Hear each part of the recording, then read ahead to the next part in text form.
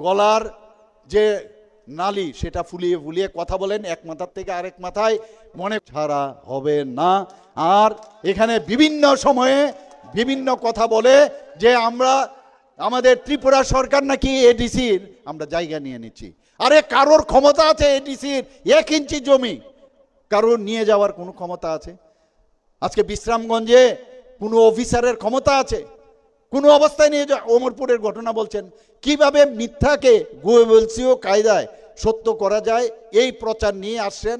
আর গলার যে নালি সেটা ফুলিয়ে ফুলিয়ে কথা বলেন, এক মাথার থেকে আরেক মাথায় মনে করে মানুষ এতেই বুঝি উদ্বুদ্ধ হবে।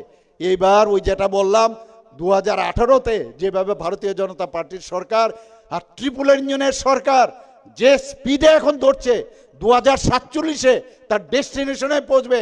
আমি এখনো যারা ইউথ আছেন, মোথার মধ্যে যারা আছেন, আমি প্লিজ ছেলে মেয়েদের আমি বলবো এইসব যারা মরিচিকার পিছনে আপনারা ঘুরবেন না। যারা সিপিএম তো আসে না, সিপিএম তো এমনিতেই এখন ক্ষয়িষ্ণু, এদের তো আর ছোট ছোট ছেলে মেয়ে নেই। এবং কংগ্রেসের এখনো বলছি তারাও ক্ষয়িষ্ণু। আমি তাদেরকে এখনো বলবো যে স্পিডে এই ডাবল ইঞ্জিনের সরকার এবং ট্রিপল ইঞ্জিনের সরকার আসছে, যে স্পিডে 2047-এ বিকশিত ভারতে যাচ্ছে, সেই ডেস্টিনেশনে আপনাদের জন্য এখনো দরজা খোলা আছে। তাড়াতাড়ি চলে আসুন, আদারওয়াইজ বাই বাই টাটা করে আমরা কিন্তু চলে যাব। আপনারা বসে থাকবেন, এখনো সময় আছে বন্ধুগণ। আমি এই 2-4টি কথা বলে, আর আমি যদি লিস্ট দেই আমরা কি এই জনজাতি অধ্যুষিত এলাকায় আমরা কি না কাজ করছি। ওয়ার্ল্ড ব্যাংক থেকে আমরা 1400 কোটি টাকা নিয়েছি। এখানে মাননীয় আমাদের প্রণজিৎ বাবু আছেন, ফিনান্স মিনিস্টার, শুধুমাত্র জনজাতি উন্নয়নের জন্য। আমাদের এলিমেন্ট প্রজেক্টে 1700 কোটি টাকা ফরেস্ট ডিপার্টমেন্টে আমরা নিয়েছি, সেখানেও জনজাতি অধ্যুষিত এলাকায়। জাইকা প্রজেক্ট, সেখানেও জনজাতিদের উন্নয়নে আমরা কাজ করছি। ইন্দো জার্মান কোলাবোরেশনে যে টাকা আছে সেটাও আমাদের জনজাতি উন্নয়নের জন্য। মুখ্যমন্ত্রীর নামে যে 25,000 টাকা করে বিভিন্ন ফ্যামিলিকে আমরা দিচ্ছি, সেখানেও প্রচুর টাকা আমরা দিচ্ছি। মুখ্যমন্ত্রীর নামে আরেকটা 100 কোটি টাকার আমরা স্পেশাল প্যাকেজ আমরা ব্যবস্থা করেছি। এরকম আমি যদি বলি শেষ করতে পারবো না। মাননীয় প্রধানমন্ত্রীজি, আজকে বিরসা মুন্ডার মতো লিডার আমাদের দরকার। আমাদের হাতি চড়ার যে লিডার আমাদের এডিসির দরকার নেই। হাতি চড়ে, ঘোড়া চড়ে, রথ চড়ে এই লিডার আমাদের দরকার নেই।